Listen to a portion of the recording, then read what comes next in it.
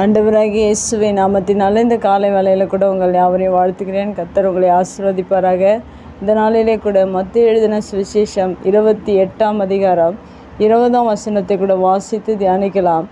நான் உங்களுக்கு கட்டளையிட்ட யாவையும் அவர்கள் கைக்கொள்ளும்படி அவர்களுக்கு உபதேசம் பண்ணுங்கள். இதோ உலகத்தின் முடிவு பரியந்தம் சகல நாட்களிலும் நான் உங்களுடனே கூட இருக்கிறேன் என்றார். ஆமேன். மிக அருமையான வேத வசனம். இந்த வசனத்தில் 2 காரியங்கள் இங்கே சொல்லப்பட்டிருக்கிறது. முதலாவதாக ஒரு கட்டளை இங்கே சொல்லப்பட்டிருக்கிறது. அடுத்ததாக தேவனுடைய வாக்குத்தத்தம் ஆசீர்வாதங்கள் இங்கே சொல்லப்பட்டிருக்கிறது. இந்த 2 காரியங்களையும் நாம் பெற்றுக்கொள்ள வேண்டும் என்றால் நாம் ஒவ்வொரு நாளிலும் தேவன் கொடுத்த கட்டளையை நாம் செய்கிறவர்களாக இருக்க வேண்டும். அநேக கட்டளைகள் இந்த வேதத்தில் எழுதப்பட்டிருக்கிறது. ஆனாலும் இந்த கட்டளை மிகவும் முக்கியமான ஒரு கட்டளையாக இருக்கிறது. ஒவ்வொரு மனிதர்களும் செய்ய வேண்டிய ஒரு கட்டளையாக இருக்கிறது. மாத்திரமல்ல, இது ஒரு ராஜரீக கட்டளையாக நாம் எடுத்துக்கொள்ளலாம்.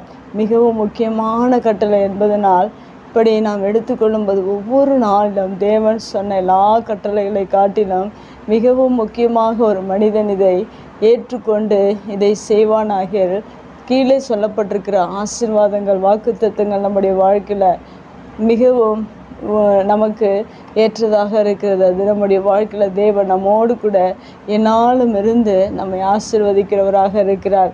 முதலாவதாக கட்டளை என்ன சொல்கிறது என்றால், நான் உங்களுக்கு கட்டளையிட்ட யாவையும் என்று சொல்லப்பட்டிருக்கிறது. தேவன் நம்முடைய வாழ்க்கையில் வேதத்தை நமக்கு கொடுத்திருக்கிறார். வேதத்தில் அநேக கட்டளைகள் இருக்கிறது. எல்லா கட்டளைகளையும் கட்டளையிட்ட யாவையும் என்று சொல்லப்பட்டிருக்கிறது. எல்லா காரியங்களையும் கை கொள்ளும்படி அவர்களுக்கு உபதேசம் பண்ணுங்கள் என்று சொல்லப்பட்டிருக்கிறது. தேவன் சொல்லியிருக்கிற வார்த்தைகளை நாம் ஒவ்வொரு நாளும் வேதத்தை வாசிக்கிறோம், வேதத்தை தியானிக்கிறோம், ஒவ்வொரு நாளும் வேதத்தை நாம் பார்க்கிறோம். அது மாத்திரமல்ல, அந்த கட்டளைகளை நாம் கை கொள்ளுகிறவர்களாக இருக்க வேண்டும். கை கொள்வது மாத்திரமல்ல, அந்த கட்டளைகள் யாவற்றையும் அநேகருக்கு நாம் அறிவிக்கிறவர்களாக, உபதேசம் பண்ணுகிறவர்களாக, நாம் கட்டளைக்கு கீழ்ப்படிந்த மற்றவர்கள் அந்த கட்டளைக்கு கீழ்ப்படிய பண்ணுகிறவர்களாக இந்த பூமியில் நாம் வாழ்வதற்கு ஆயத்தமாக இருக்க வேண்டும். அப்படி செய்யும்போது இந்த வசனத்தில் சொல்லப்பட்டிருக்கிற ஆசீர்வாதங்கள், தேவனுடைய வாக்குத்தத்தங்கள் நம்முடைய வாழ்க்கையில் நிறைவேறுகிறதாக இருக்கிறது. அடுத்ததாக சொல்லப்பட்டிருக்க, இதோ உலகத்தின் முடிவு பரியந்தம் சகல நாட்களிலும் நான் உங்களுடனே கூட இருக்கிறேன் என்று சொல்லப்பட்டிருக்கிறது. தேவனாகிய கர்த்தர் நம்முடைய வாழ்க்கையில், தேவனாகிய இயேசு கிறிஸ்து நம்முடைய வாழ்க்கையில் தேவன் நம்மோடு கூட இருக்கிறவராக இருக்கிறார். நமக்காக இந்த பூமியில் வந்து நமக்காக பிறந்து நமக்காக ஜீவனை கொடுத்த தேவன் சொல்லுகிற வார்த்தை என்னவென்றால், நான் உலகத்தின் முடிவு பரியந்தம், இந்த உலகம் முடியும் மட்டும் தேவன் நம்மோடு கூட இருந்து சகல நாட்களிலும் என்று சொல்லப்பட்டிருக்கிறது. எல்லா நாட்களிலும் வேதனையான நேரங்கள், துன்பத்தின் நேரங்கள், மகிழ்ச்சியான நேரங்கள், எல்லா நாட்களிலும் தேவன் நம்மோடு கூட இருக்கிறவராக இருக்கிறார். அநேகர் மகிழ்ச்சியான நேரத்தில் தான் நம்மோடு கூட தேவன் இருக்கிறார் என்று நினைத்து கொள்கிறார்கள். எல்லா துன்பத்தின் பாதையிலும், வேதனையின் பாதையிலும், வியாதியின் நேரத்திலும், போராட்டத்தின் நேரத்திலும், எல்லா காலங்களிலும், எல்லா நேரங்களிலும் தேவன் உங்களோடு கூட இருந்து தேவன் பெரிய அதிசயங்களை, அற்புதங்களை உங்களுடைய வாழ்க்கையில் செய்கிறவராக இருக்கிறார். அன்று இஸ்ரவேல் ஜனங்களை மிக நேர்த்தியாக எகிப்தின் அடிமைத்தனத்திலிருந்து அவர்களோடு கூட தேவன் சகல நாட்களிலும் கூட இருந்து அநேக அற்புதங்களையும் அதிசயங்களையும் செய்தது போல இந்த நாட்களின் இஸ்ரவேலராகி உங்களோடு கூட இருந்து தேவன் அநேக அதிசயங்களையும் அற்புதங்களையும் அவர்களுடைய வாழ்க்கையில் செய்தது போல உங்களோடு கூட இருந்து நீங்கள் உபதேசம் பண்ணும்போது, நீங்கள் வேதத்தை கை கொள்ளும்போது,